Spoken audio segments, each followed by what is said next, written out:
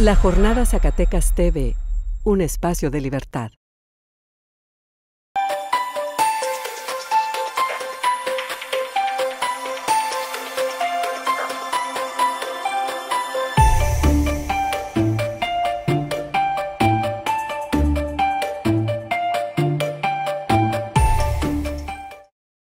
Sean bienvenidas, amigas y amigos, a su programa Sinergia. En esta ocasión estaremos hablando de un tema muy sentido en la historia de México, el 2 de octubre, Tlatelolco, y lo que nos lleva a Ayotzinapa en nuestros tiempos.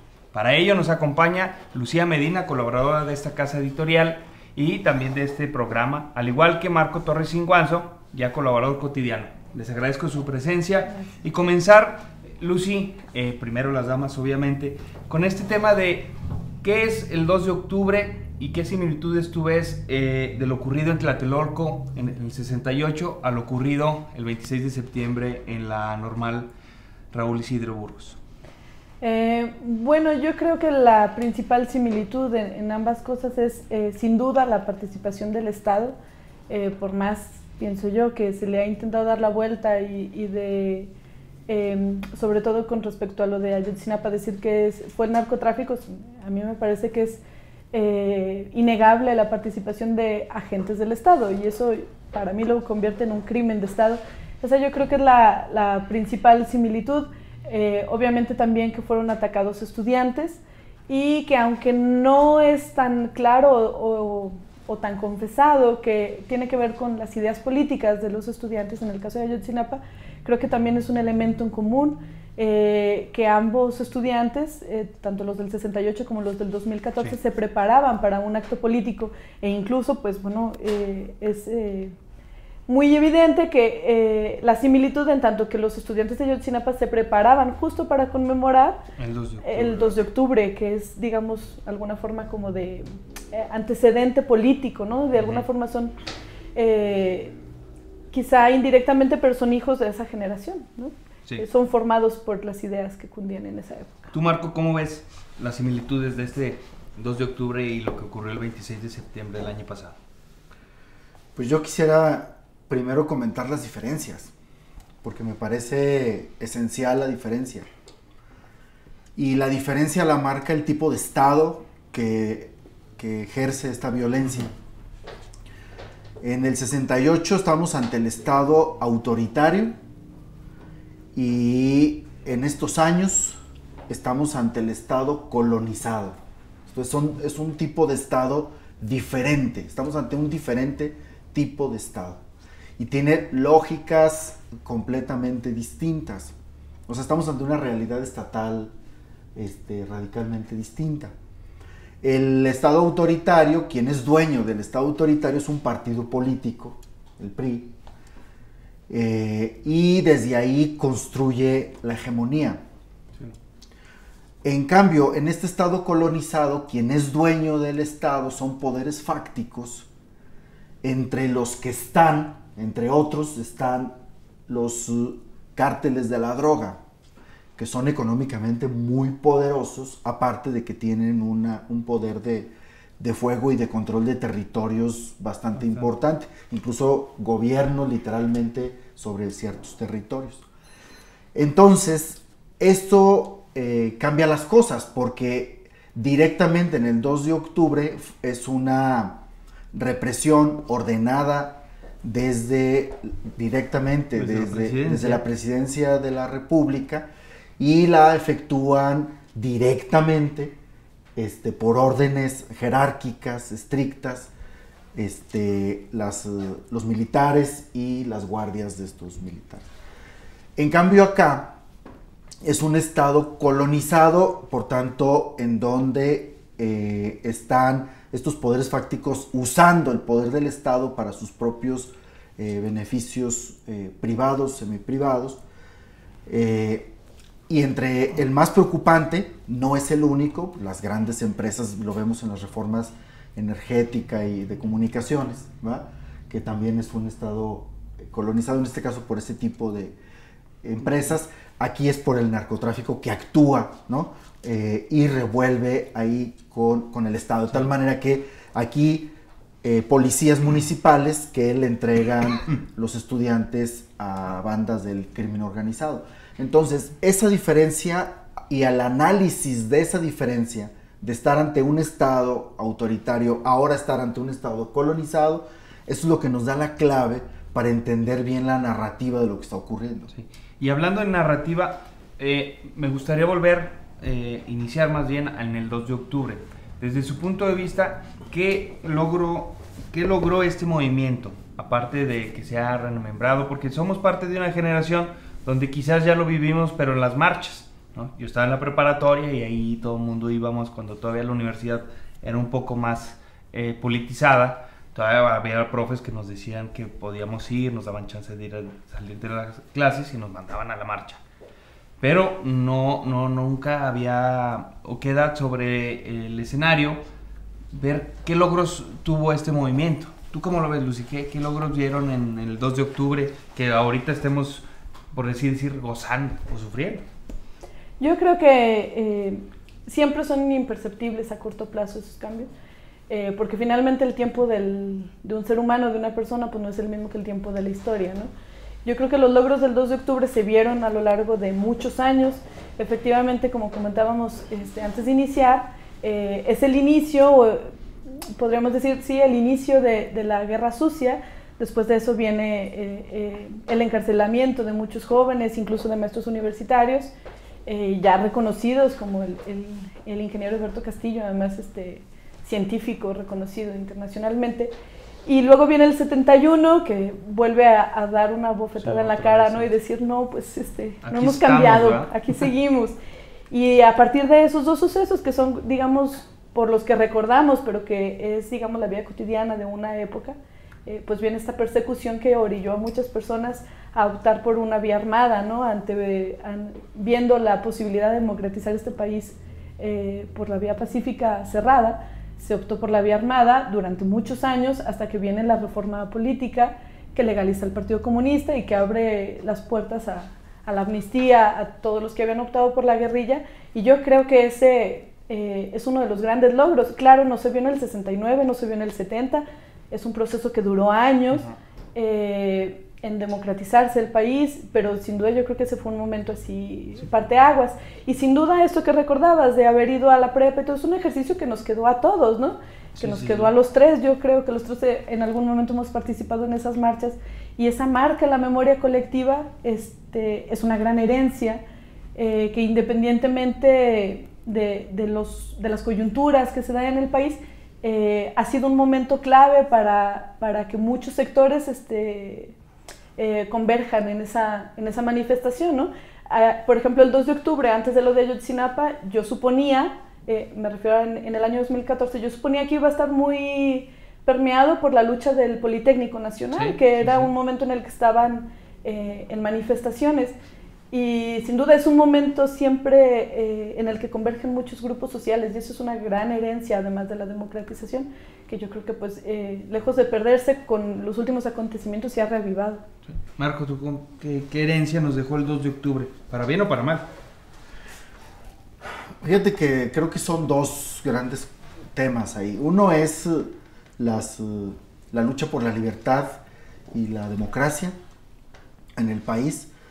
Y eso no solamente en términos de instituciones políticas, que también lo hay, a lo que se refería Lucía, que 9 años después ocurrió la reforma política del 77, ¿no? En donde se le permite a la oposición participar cuando estaba prácticamente proscrito, ¿no? Sí. Con Reyes Heroles. Que esos 9 años fueron años de la llamada Guerra Sucia, que son bastante negros en el país, y que podemos comentar aquí lo que ha ocurrido y la gran decepción panista cuando la renovación, que pensamos que iba a actuar, y finalmente el PAN terminó encubriendo los crímenes del antiguo PRI. Pero creo que hay otra contribución importante, que es en términos culturales, toda la contracultura de los 60s, ¿verdad? Que viene, y eso significa el imaginario de la libertad, ¿verdad? Que va a impactar también en las familias, la forma de relación no autoritaria al interior de las familias, la manera de plantearse otros esquemas pedagógicos al interior de las escuelas, donde también es como la lucha contra el autoritarismo, el tema de que el maestro ya no tanto enseña, sino permite y genera ambientes de aprendizaje. Esto impactó a todas las áreas de acción cultural, pero con este imaginario de la libertad. Y el otro es que todas estas izquierdas de corte socialista, que eran las que actuaban en los 60s y parte de los 70s, que fueron fuertemente reprimidas, es no solo el tema de la libertad, sino de la igualdad. O sea, la idea de los derechos sociales empieza a tomar una fuerza importante, se pone en el tablero y logran ponerla eso en la agenda de la opinión pública, no en la agenda de Estado. Eso viene mucho después. Sí. La agenda el Estado construye sus agendas mucho después de que son los temas que ya están en la agenda de la opinión pública. Logran poner eso como una exigencia importante y no es gratuito que esos líderes del 68 sean los que constituyan muchas de estas organizaciones sociales, campesinas, obreras, sindicales, ¿no? Luchando por el tema de los derechos sociales. Ya. ¿No? Y bueno, tú tocaste un tema en el sentido del PAN, ¿no? Llega el PAN en el 2000, es la transición anhelada, pero a mí me gustaría saber si no creen o coinciden conmigo, en el sentido de que a este país le hace falta para reconciliarse la verdad, porque desde el 68 no se sabe ni hay castigo, como decía el grito de la marcha del sábado pasado, ¿no? Del 26 de septiembre, es ni verdad ni justicia tenemos. ¿Qué opinan? ¿Hay verdad sobre el 68 o ya van saliendo algunas cosas? De Ayotzinapa me queda claro que no hay nada de verdad, pero el 2 de octubre, ¿crees que hay ya una narrativa, una verdad histórica? No, y creo que ese es uno de los grandes problemas cuyas consecuencias vivimos, justamente porque no hubo verdad en ese momento, porque no hubo investigación. Creo yo que muchos de los problemas sociales, incluido el narcotráfico, tenemos, a diferencia de muchos de los países latinoamericanos, sí, donde se vivieron las dictaduras militares, que una vez que cambió a menor o mayor medida, muy relativo siempre, ha habido castigo y ha habido investigación. En México no tuvimos eso y la mayoría de ellos, sino es que todos ellos murieron, los que han muerto, pacíficamente en su casa, ¿no? Y eso ha significado un gran problema para México actualmente, porque alguna vez leía yo a Héctor Aguilar Camín que decía que, por ejemplo, eso influyó mucho al narcotráfico. Muchos de los grandes capos del narcotráfico, sí, o de los grandes grupos, pues incluidos los Zetas, como bien sabemos, vienen de una decisión del ejército y eran grupos entrenados para matar, y para matar mucho a quienes... contrainsurgentes. A grupos contrainsurgentes, exactamente. Los más recientes, bueno, preparados para ir contra el ejército zapatista, y que fueron los que cooptaron los Zetas. Pero efectivamente, como nunca supimos la verdad y como nunca hemos tenido justicia en eso, llamas una justicia tarde, pues no es justicia. Todos esos policías preparados y entrenados para ir contra las guerrillas y contra quien pensaba distinto en una y otra manera, pues tuvieron, una vez que, entre comillas, se pacificó el país, que de alguna forma lo hizo, tuvieron que irse a otros lados, ¿no? Y empezaron a hacer negocios, y el Estado, yo creo mismo, empezó a permitir que se hicieran muchas cosas, además aunado a un asunto económico, ¿no? Que yo creo que también el Estado cobijó mucho que el narcotráfico creciera, porque era la única vía en la que se podía medio solventar las carencias económicas, pero justamente a partir de la carencia de verdad y de justicia es que está el grado de impunidad de este país nuestra altísimo. Situación actual, ¿no? Son los militares y policías nunca fueron investigados, y pues bueno, esas mañas las aplican ahora al mejor postor, muchos de ellos, ¿no? Sí, sin duda. Tú, Marco, ¿qué se requeriría para tener la verdad, esta reconciliación? Porque vemos que en Chile, en Argentina, en Brasil, sí ha habido incluso en Chile abrieron las puertas de los cuarteles y ahí puedes ver los métodos de tortura que tenían, ¿no? Incluso hay un gran mural donde dicen cómo los llevaban en helicóptero y estas cosas que ahora se rumora que hicieron con los normalistas, ¿no? Que los aventaron al mar, etc, cosas terribles, pero que Chile o estas naciones latinoamericanas han afrontado de frente, ¿no? Es decir, esto cometió el Estado. ¿Hay forma de que lleguemos a ese punto, Marco? Pues mira, podemos comparar dos experiencias. Una puede ser la chilena, a mí me parece más interesante la argentina. En Argentina tuvimos una dictadura militar desde el 70, bueno, siempre estuvo gobiernos militares unos y entraban, el propio Perón, sí, era así entró, pero del 76 al 83 tuvimos una de las dictaduras militares más sangrientas, con Videla.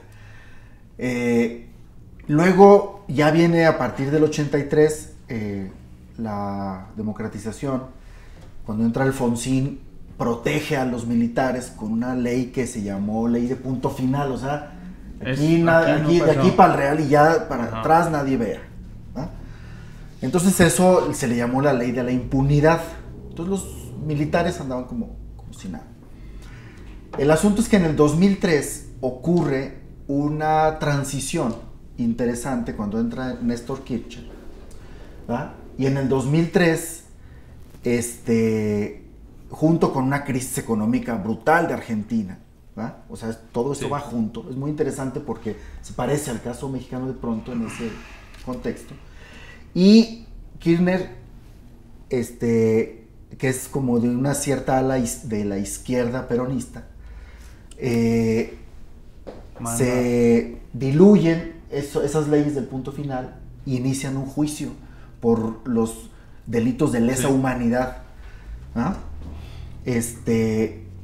Y logran... De ahí agarraron a Carvalho. Sí, ¿no? Y logran... Que lo teníamos aquí en México como funcionario. Son más de 500 casos de enjuiciados y procesados, ¿ah? Y eso sirvió mucho para el proceso de volver a tejer, ¿no? Sí. La nación, y le sirvió mucho como base política al kirchnerismo para construir todas sus estrategias económicas y políticas y tener una década dorada de Argentina, de crecimiento económico, etcétera. De tal manera que del 2003 al 2012 Argentina estuvo creciendo hasta el 7%. Tuvo un proceso y la disminución de pobreza de Argentina en esa época también es algo impresionante. Pero digamos que hubo procesos políticos para lograr eso y un proceso político fue justamente el tema no solo de la verdad, sino de la justicia, de lo que ocurrió en esa herida que sangraba en Argentina. Aquí en México, cuando entra Fox, promete en su campaña que iba a haber una comisión especial. Pero forman una fiscalía y la fiscalía depende de la PGR. ¿Ah? Sí, es lo mismo que está pasando. Y luego ahora, ¿no? le dan la dirección de la fiscalía a un militar, ¿no? A Macedo de la Concha, ¿no? Entonces tú dices, a ver, quieren hacer una fiscalía especial para esclarecer un crimen de Estado y hacen depender eso totalmente de los aparatos represivos del Estado y se lo dan a un militar. Entonces, ¿qué locura es esa? Lo que se exigía era una comisión de la verdad que Fox y el panismo nunca aceptó, ¿ah? Finalmente esa fiscalía la desaparecen en 2006-2007. Es más, ¿sabes quién la desaparece? El ahora flamante nuevo que entró a Eduardo Medina Mora, que entró a la Suprema Corte de Justicia. Él desaparece finalmente esa fiscalía, ¿no? Y ahora está en la Suprema Corte de Justicia. Y ya con el calderonismo eso fue asunto olvidado, nunca quiso atender el asunto. Entonces está pendiente, ¿no? Eso no está esclarecido, ¿verdad? Y es que son varios agravios, ¿no? Tenemos el 68, el halconazo, Aguas Blancas. Y lo más reciente, no, pero pues tenemos, imagínate, ¿no? esta dirección, esta fiscalía lograron documentar 550 casos, ¿no? de desaparición forzada. O sea, la desaparición forzada es cuando hay fuerzas del Estado actuando, involucradas. ¿Ah? Sí. Es diferente a un secuestro o a una desaparición. Que vale la pena eso que haces para decirle a algunos que están defendiendo que no es crimen de Estado. Pues sí es crimen de Estado lo de Ayotzinapa porque participó la policía municipal.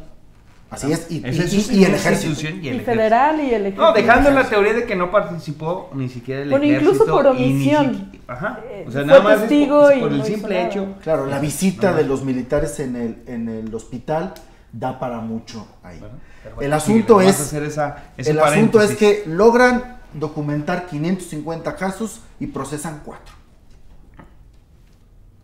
O sea, nada, no hay nada, es una cosa pendiente, eso sigue abierto, es una herida que está ahí sin esclarecerse y una absoluta impunidad de este Estado que en esta transición, fíjate, esta transición lo que permitió en Argentina esclarecer es que hubo un sector social en efervescencia. Sí. ¿Recuerdas en 2003 incluso los cacerolazos, ¿no? que había? Bueno, hubo una alianza con la transición política al interior del Estado y esta como fusión, como ¿no? alianza, digamos, que se estableció entre esos, dieron las condiciones políticas para poder juzgar a nada más y nada menos que a los militares, sí, que desde el 80 y tantos habían sacado lo de las caras pintadas, se habían revelado y dicen, si nos quieren juzgar, vamos a volver a tener un golpe de Estado. Entonces, ante esa amenaza, lo que necesitas es una fuerza social amplísima para poder hacerlo. Lo logró hacer desde el Estado y desde la sociedad, ¿no? Sí, que ahora se ve dislocado. Pero digamos era una transición a la izquierda en el caso de Kirchner, ¿no? Porque el peronismo tiene izquierda peronista y derecha peronista, ¿no? Menem también era peronista, pero de la derecha peronista. Y hay fascistas, peronistas, sí. Ese peronismo es una cosa rara, ¿no? Pero fue hacia la izquierda. Aquí, pues la transición más bien fue hacia la derecha, ajá, o más a la derecha, y el panismo tiene ahí una deuda muy importante, ¿verdad? Porque tuvo la oportunidad de hacerlo, reivindicar lo que ha sido su discurso de tradición democrática y en lo absoluto. Sí. No pasó nada, encubrieron eso y sigue pendiente. Lucía, tú mencionas muy bien el tema de que la actualidad, esta catástrofe de derechos humanos, todo lo que estamos viviendo de impunidad rampante, esa consecuencia, bueno, viene desde el 68 arrastrándonos. Pero también yo veo diferencias en la actualidad que quizás nos puedan, mi pregunta hacia allá va, en el sentido de que hay presión internacional, de que ya exige, que no se veía en el 68, ¿no? Hay una presión internacional donde le están exigiendo distintas fuerzas, no como se deseara, pero ya la ONU se ha manifestado en el tema de Ayotzinapa, distintos países también. Los medios internacionales, no se diga, medios locales, nacionales también están haciendo lo propio y hay esa efervescencia social en torno al caso. ¿Crees tú que exista las condiciones para llegar a la verdad, de estar haciendo un parteaguas en el sentido de no solo revelar lo de Ayotzinapa, sino todos los crímenes que venimos arrastrando? ¿O no lo ves junto con Peña que den ese paso? Yo creo que no hay condiciones, no por falta de ganas, ¿verdad?, políticas, digamos, de los sectores públicos, de los sectores que pugnan por eso, sino porque efectivamente Marco apuntaba a un elemento esencial para que eso sea posible, para que esas investigaciones que tienen que llegar a altos niveles, porque es en altos niveles donde se deciden muchas cosas, tiene que haber un apoyo social para los gobiernos que este gobierno no tiene. Entonces está sostenido, en mi opinión, con alfileres y no los va a quitar para investigar. No van a cometer el mismo error que sí, dice porque Salinas, ¿verdad? Lo podría hacer otro gobierno si tuviera el apoyo social, que como bien decía Marco, que era el caso de Kirchner, ¿no? No, porque en realidad solo está sostenido en eso. Entonces no puede ir contra eso que lo sostiene. Yo creo que ese es el principal impedimento. Efectivamente hay mucha presión internacional y pienso que eso es justamente la gran diferencia entre el 68 y el 2014, que afortunadamente en muchos sentidos el mundo no es el mismo y aquí tuvimos noticia de eso prácticamente en la misma noche. Yo recuerdo todavía a alguien que publicaba en Facebook, un ataque, en la madrugada, sí, ¿no? y no tardó mucho en saberse esto en el mundo. No es el caso del 68 por las condiciones del mundo en aquel entonces, ¿no? Yo, obviamente, esa historia pues la sé de libros y la sé de oídas, y lo que me cuenta mi padre de oídas, obviamente, que es como yo tengo testimonio, es que aquí se enteraron meses después, quizá incluso un año. Sí, hasta que se organizaron, ¿no? Hicieron las comisiones estas. Exactamente, estas comisiones que fueron por todo el país informando, y ahí obviamente tuvo un papel trascendental el libro de Elena Poniatowska, el de La noche de Tlatelolco, ¿no? Y por supuesto, una gran cosa, una gran ventaja que hubo en esa época, esas cosas que de repente no se explica uno cómo las coloca el universo, era la presencia de periodistas internacionales que venían a cubrir los Juegos Olímpicos. Y que ellos, ¿no? En una época en la que la libertad de prensa era prácticamente nula, dieron testimonio de eso, y bueno, hasta Octavio Paz se enteró en el otro lado del mundo, ¿verdad? Esto ahora pues lo estamos discutiendo aquí. ¿Qué fue lo que ocasionó supuestamente la renuncia? Su renuncia. ¿No? Bueno, sí fue real, eso, ¿no? Fue. Y ahora lo supimos, no necesitamos tener grandes aparatos tecnológicos, ni siquiera grandes contactos. Adolescentes de 13 años que están en Facebook tuvieron noticia, y eso ha permitido esta efervescencia al interior del país y hacia afuera. Tenemos, por ejemplo, familiares de estudiantes de Ayotzinapa y estudiantes de la Normal, sobrevivientes, que han hecho caravanas en Europa, ¿no? En el mismo, antes de cumplir un año del suceso. Esa es una gran diferencia con el 68, que creo que de alguna forma podría servir para que las cosas, si no se aclaran inmediatamente, se aclaran mucho más pronto. Van 40 y tantos, 47 años de los del 68 y no tenemos justicia. Y quiero pensar que eso significará que para Ayotzinapa no habrá que esperar tantos años, pero tampoco soy tan optimista porque, como lo decía antes, yo creo que este gobierno, que está sujeto solamente por alfileres, tendrá mucho cuidado de no pisar los callos de quienes lo sostienen. Y estoy convencida de que muchos de quienes lo sostienen están involucrados en una u otra manera. Sí.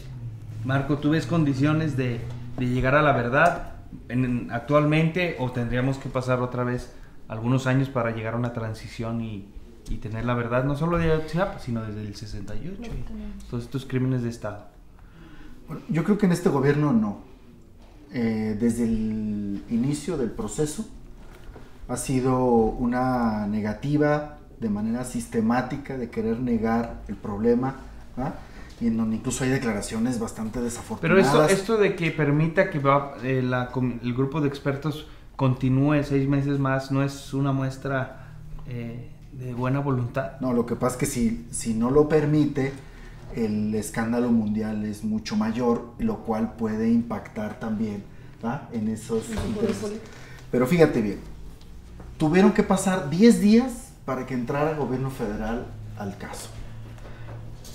O sea, cuando está clarísimo que es un crimen, es un delito federal de asociación delictuosa a vistas simples, ¿verdad? Y ese solo hecho le da capacidad a la PGR para intervenir, ¿no? Y lo hicieron 10 días después, cuando todo el mundo sabemos que las primeras 72 horas en todo este tipo de eventos es lo clave y lo fundamental, ¿no? Se esperaron, no hicieron absolutamente nada. Declararon que era un tema local, ¿no? Claro, pero justamente esa declaración es una declaración, es justamente lo malo, esa declaración, porque a vistas es un delito de asociación delictuosa, ¿va? De tal manera que en cuanto es un asunto de asociación delictuosa, que es de crimen organizado, inmediatamente eso es un delito federal, entra directamente. Sí. Incluso el secuestro. Ellos sabían eso a las 3 horas o a las 5 horas que ocurrió. El procurador, que es de las personas más informadas de este país, o sea, no puede no estar informado, ¿va? La hipótesis de que no sabe, eso es una tontería, ¿no? Por supuesto, a las 3-4 horas tiene ahí un parte de y cosas. Ahí todavía no estaba cansado. Él sabe en ese parte. Ahí todavía no estaba cansado, Murillo. Él en ese parte que tiene a las 3-4 horas de lo que está pasando ahí, él sabe perfectamente que eso es un delito federal y que tiene que intervenir.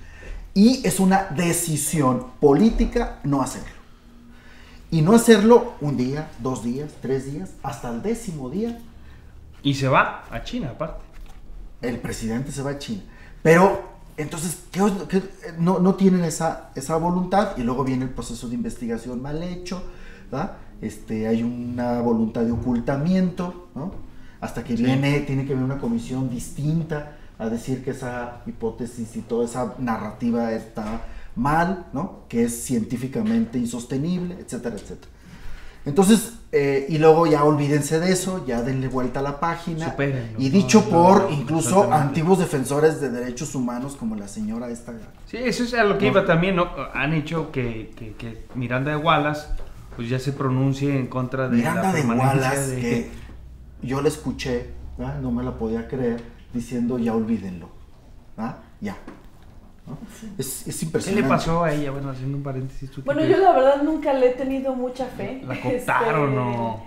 A mí me parece que yo tengo muchas dudas de la veracidad de su caso.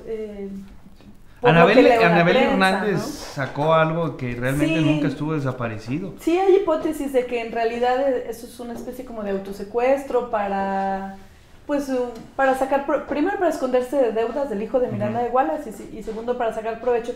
Pero yo en particular no es una persona que considere una autoridad en el tema. Yo recuerdo alguna vez una conferencia que dio aquí, me parece que en la Escuela de Derecho, y que bueno, no pude asistir, pero recuerdo en la prensa, sí, la primera declaración que vi es de haber mandado golpear a los secuestradores de sus hijos, más ¿no? Bien una vengadora, ¿no? Sí, yo creo que va por ahí. Ella cree en eso, ¿no? En que el Estado está tan podrido, las fuerzas de seguridad están tan podridas que no son capaces de encontrar una verdad, y en eso podemos coincidir, ¿verdad? Pero de ahí que ella se asuma como que entonces yo busco la verdad a mi manera, pues es otra cosa, ¿no? Yeah. Pero creo que esta declaración la desnuda claramente como una persona...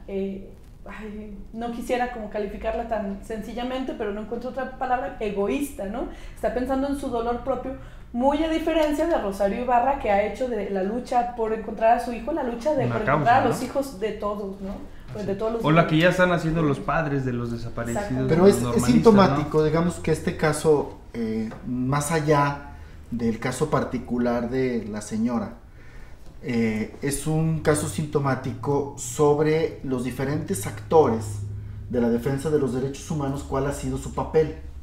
Sí. Mira, y empezando por la Comisión Nacional de Derechos Humanos. La desaparición forzada... La gran ausente, ¿no? En este debate. Imagínate, la desaparición forzada está declarado como la mayor violación de derechos humanos que existe por la ONU. ¿Ah? ¿Por qué? Pues porque es el propio Estado el que hace ese tipo de cosas. Bueno. Y si es la mayor violación de derechos humanos que existe y tenemos un caso de desaparición forzada en los normalistas, la Comisión Nacional de Derechos Humanos está ausente. Es la que debería de estar acompañando a los padres. Ahora con la nueva ley de derechos humanos, ellos tienen capacidad investigadora, de tal manera que si la PGR no investiga, ellos tienen la posibilidad legal de meterse, ¿verdad? Y hacerlo, y no lo ha hecho. ¿verdad? O sea, es una omisión gigantesca de esa basura que se llama Comisión Nacional de Derechos Humanos. Una omisión gigantesca. Que parecía que iba a retomar nuevos bríos con su nuevo comisionado, ¿no? Después de Plasencia, que es una de las páginas negras de este país. El asunto es que quien le da acompañamiento a los padres es el PROD, el Centro de Derechos Humanos Miguel Agustín Pro de los Jesuitas. Y ellos se meten y hacen investigación por un lado y por otro, pero con muchas limitaciones. Porque quien tiene la posibilidad legal de entrar directamente a investigar en terreno pues es la Comisión de Derechos Humanos con la nueva ley. Porque ya las comisiones de derechos humanos ya no es solamente que vayan y se quejen en ventanilla, no, ellas tienen la posibilidad de ir de oficio, y tienen ya capacidad investigadora. Ahora también... Y no lo está haciendo. Ese es uno de los grandes pendientes. ¿Qué va a ocurrir con la Comisión de Derechos Humanos del país? Y con las comisiones estatales. Y del Estado, ¿no? Que también en el caso de Calera, con la desaparición de estos jóvenes por parte del ejército, que ya se comprobó, que ya están supuestamente en la cárcel militar, porque también no se ha abierto claramente, ¿no? Pero ahí es un ejemplo donde el ejército más o menos ya hizo rápidamente ese aprendizaje de no hacerse guaje, es intervenir. Y ahí está, claramente que fueron los militares. No se ha esclarecido, pero ahí está. A lo que voy, y me gustaría para concluir, es en el tema de las agendas. El 68 dejó una agenda de derechos políticos, por así decirlo, ¿no? Se dio pie a esta reforma del 77, a darle entrada a la oposición, por así decirlo, y que tuvo aciertos, y la misma partidocracia ha caído, que no lo tocamos, pero es una falta de autocrítica de este sistema, porque ahí están inmiscuidos en Ayotzinapa, Iguala, todos los poderes y todos los partidos. Pero a mí me gustaría el 2 de octubre deja la agenda de los derechos políticos, por así, de los derechos de la mujer, y esta agenda de Ayotzinapa, ¿qué nos deja? Desde su punto de vista es, ¿cuál agenda debemos de manejar como sociedad después de este atroz acontecimiento? Lucía, para concluir. Sí, bueno, yo creo que lo primero que dejó más inmediato es la reivindicación de alguna manera de las escuelas normales, y particularmente las rurales, que ya venían años sufriendo una andanada contra ellas, incluso vimos la desaparición de algunas de ellas. Y este suceso yo creo que como nos permitió ver, por ejemplo, cómo funcionaba la normal de Ayotzinapa, que incluso además de sus clases y de cumplían una gran función social en Guerrero, porque hacen prácticas y porque ellos están educando a los más pobres entre los pobres. Y también, bueno, vemos ahora cosas como que cosechan sus flores para poder sobrevivir, gestos así que han permitido ver la realidad de las escuelas normales. Yo creo que ese ha sido un primer elemento, y que sin embargo no ha significado que el Estado deje de ir contra ellas, ¿no? Hace poco declaró el gobernador interino que vino después de Ángel Aguirre, que si mal no recuerdo es Rogelio Ortega, sí, que hubo un intento de gobernación de hacer una ocupación violenta de la normal rural en diciembre, ¿no? Y algo a lo que el gobernador interino se opuso. Yo creo que eso era la cotidianidad, por decirlo de alguna forma, de las escuelas normales en Michoacán, en muchos lados, incluso la Escuela Normal Rural de Zacatecas de Loreto. Sabemos que tiene una historia siempre de lucha, porque sí, siempre andan defendiendo cada peso que les llega, ¿no? Esa yo creo que es la primera cosa que revivieron en la agenda involuntariamente, pero esta tragedia trajo de nuevo. La segunda también es con respecto a la desaparición. Ya el Congreso nombró el 26 de septiembre como el Día de la Desaparición Forzada. Creo que volvió el tema, no solo por ellos, bueno, ellos se convirtieron en un ícono, los 43 desaparecidos son un ícono ahora, pero se convirtieron en un ícono en el momento en el que ya se admitía que teníamos 25,000 desaparecidos. Sí. Pero ellos le pusieron como la imagen, el símbolo que hacía falta para pensar en ese tema. Tercero, yo creo que la oportunidad de los jóvenes, porque finalmente la educación es cada vez un sector al que menos personas quieren unirse, y cada vez hay más dificultades para quien así lo decide, y vemos también eso, que es un problema. A mí me sorprende, la verdad, los jóvenes de Ayotzinapa tienen muy claro el escenario, varios de ellos, entre ellos Omar García, que es el más conocido, tiene muy claro el panorama en ese aspecto de la defensa de la educación pública, y creo que ellos también en alguna forma han vuelto el tema a la agenda. Y finalmente la pobreza, que es evidente que es en la que vivían todos ellos, muchos de ellos era la única oportunidad que tenían de estudiar, y digamos que era contra todo, porque era más fácil para ellos integrarse al cultivo de la amapola, como hay muchísimos jóvenes en Guerrero, o a alguna otra forma de subsistencia, ¿no? Era ya un logro entrar ahí a la normal, y creo que eso también ha dejado de manifiesto este movimiento. Han sido varios temas, por supuesto que nadie desearía que esto hubiera ocurrido, pero esta tragedia ha sembrado cosas en Zacatecas y en México. Creo que es cierto esto, que se convirtieron en semilla, y yo resaltaría mucho, porque me parece un gesto hasta artístico, ahora con las manifestaciones del 26 de septiembre, este gesto que tuvieron algunos jóvenes, no necesariamente estudiantes, de sembrar plantitas, ¿no? Con el signo del 43, me parece un gesto hasta artístico, pero es lo más simbólico que pueden dejar. Efectivamente, fueron semilla. Sí. Marco, la agenda que debe dejar este movimiento. Bueno, desde mi punto de vista son tres cosas. Primero, entender bien qué está pasando. Primero, un primer asunto es entender exactamente qué está ocurriendo, porque ya entendimos que estamos ante un estado distinto, ¿no? Ante una configuración estatal distinta que le llamamos estado colonizado. Pero incluso creo que puede ser hasta... Tú eres muy polite, ¿verdad? Otros dicen que es un narcoestado. Sí, porque, bueno... Bueno, continúa. Un estado colonizado por poderes fácticos, entre otros está el narco, porque no es el único. El asunto es que a lo mejor se puede tratar de algo más grave, ¿no? Creo que a lo mejor se puede tratar de un proceso descivilizatorio, ¿ah? O sea, así como hay un proceso civilizatorio, puede haber un proceso de retroceso descivilizatorio. Esto es de la neobarbarie contemporánea. Y bueno, ahí hay que pensar, hay que ayudarnos con Norbert Elias y etcétera, ¿no? Entender primero el asunto, cómo está exactamente, seguirle como observando, pensando y analizando. Sí. El segundo punto de la agenda, sin duda, es el tema de la ley, ¿va? O sea, darle continuidad a la arquitectura institucional que pueda generar la ley, ¿va? Estos avances que van, pues de alguna manera muy entorpecido al principio, y ahora parece que un poquito ya con el empuje de las organizaciones internacionales va agarrando mejor. Todo el tema de desaparición forzada ya es un tema de agenda, y ya es un tema que está ahí, ¿no? Muy claro, que todo el mundo está escuchando. Incluso había gente que no sabía antes ni siquiera qué era eso conceptualmente, la desaparición forzada, y ahora ya todo el mundo sabe, que son esas desapariciones en donde el Estado interviene, etc.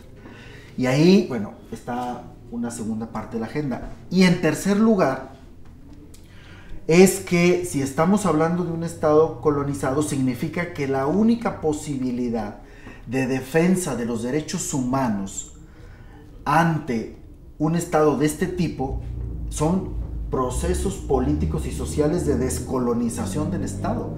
Esto es el tema de la recuperación del Estado. No es como en el caso de un Estado autoritario, en donde para defender los derechos humanos tienes que generar límites de poder a partir de diseñar formas de autonomía frente al Estado, ¿no? Ese es para poder defender derechos humanos y la libertad de las personas, tienes que hacer eso ante un Estado de corte autoritario. Pero ante un Estado de este tipo, distinto, hay que generar una recuperación del Estado y una descolonización, a partir de una descolonización del mismo. Y en ese proceso, la única posibilidad de hacerlo es con la edificación de otro Estado. Esto es el tema constituyente. No es solamente estar en contra de algo, sino estar instituyendo y constituyendo otro Estado. Estamos hablando de generar un proyecto social, de construir el Estado social o el Estado relacional o el Estado abierto, como le queramos llamar, ¿verdad? En donde la única posibilidad de generar controles civilizatorios es a partir de la emergencia de la sociedad actuando al interior de los gobiernos de corte abierto, ¿verdad? Esto es, ese es el gran punto, la gran meta de la agenda, de que la única posibilidad de descolonizar el Estado es construyendo otro Estado. ¿Sí? Y no es el Estado de bienestar, no es el regreso al Estado autoritario, sino es justamente lo que Laclau y Mouffe le llamó la democracia radical, ¿va? Esa es la única posibilidad que yo le veo, y no es en este debate en donde la sociedad civil contra el Estado y no sé qué, no, ese maniqueísmo ahora creo que está enceguecido. Necesitamos ver cómo la organización de la sociedad civil hace alianza con la gente que está al interior, en grupos luchando también por el Estado, en programas específicos de gobernanza y de gobierno abierto. ¿Ah? Construir este gobierno abierto. Es la única posibilidad de reconstruir los controles civilizatorios que nos hablen un poco de la barbarie. Lo otro es la barbarie. Muy bien, pues muchas gracias. Ya por último, a lo mejor esto ya no sale, ojalá y salga, ¿creen posible que se haga en México una CICIG como en Guatemala o no? Una CICIG mexicana. Que enjuicie hay algunos que dicen que ya la solución es esa, ¿no? Porque no somos capaces, o está todo tan embarrado, que lo que necesitamos es un ente internacional que venga y juzgue. Bueno, yo apuntaría algo del punto de lo anterior. Otra cosa que desnudó es sin duda esto desnudó al gobierno de Peña Nieto, ¿no? Que venía del Save in México y lo destrozó. Y esto relacionado con lo que dices, Yo creo que en este momento, en este tiempo, no. Sí necesitaríamos hacer un cambio de gobierno, primeramente para esto. Y porque además yo creo que internacionalmente, los grandes poderes internacionales no están muy interesados en que esta situación cambie. Este Estado le es funcional a los grandes poderes internacionales, en el sentido de que obligados a tener el apoyo de allá, tienen que subastar lo que quede de Pemex, ¿no? Porque conviene a los intereses internacionales. Entonces, mientras estemos en este escenario, yo no lo veo posible a corto plazo, ¿no? A mediano creo que sea posible. ¿Tú, Marco? ¿Igual pues, o...? Yo creo que, como en todo en política, son puros frases condicionales. Esto pasa si pasara una... A, B puede pasar si pasara. Esto podría pasar si tuviéramos una ruptura fuerte interna al interior de la clase política, porque hasta ahora, en todos estos años en donde ha habido alternancia sin cambios, ¿verdad?, lo que ha habido es una mutua complicidad al interior de la clase política, ¿no? En el ambiente doméstico lo podemos poner con las cuentas públicas, ¿no? Públicas, ¿verdad? En donde ahí todos hacen consenso, ¿verdad? Y ahí de tal manera que son de diferentes partidos y al final hay una especie de complicidad mayor. Supondría que hay una ruptura interna de la clase política, ¿verdad?, y que hay una batalla y una pelea interna fuerte que haga posible que ocurrieran cosas como estas. Con la actual complicidad mayor que tenemos, eso es fácticamente imposible. Muy bien, pues les agradezco su presencia. Gracias. Y a ustedes que nos siguen en nuestras redes sociales y en el canal de YouTube de La Jornada Zacatecas TV. Muchas gracias, mi nombre es Raimundo Cárdenas Vargas y nos vemos en el próximo programa de Sinergia.